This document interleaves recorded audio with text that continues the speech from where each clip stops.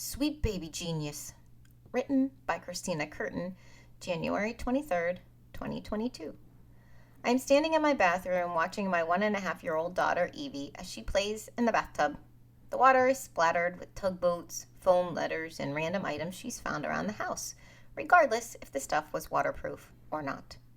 Bubbles cling to everything as she splashes around. Music is playing in the background, kids' songs, of course, and I find myself enjoying this small slice of time where my child is stationary and not ransacking the house.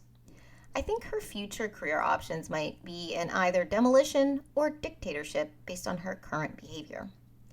As Evie's fingers and toes shrink up like raisins, Twinkle Twinkle Little Star starts to play.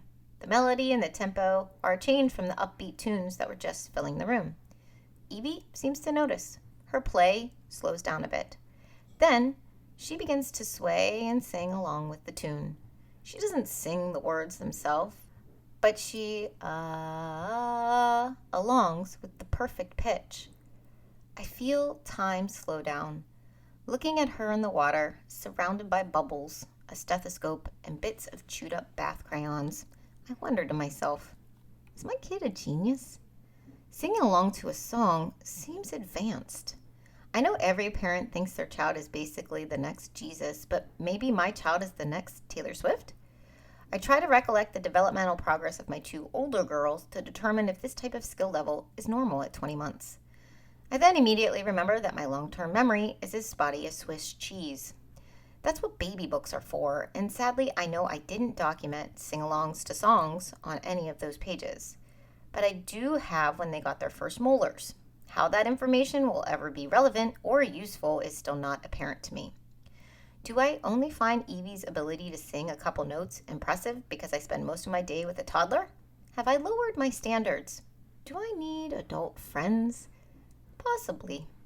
But still, I think it's entirely natural to see genius in your kids, to view every achievement as a celebration, to wonder at how they grow, learn, and evolve every day of their lives.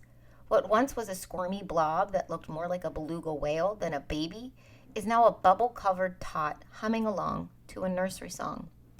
The sheer speed that babies grow and learn in their first few years is almost magical.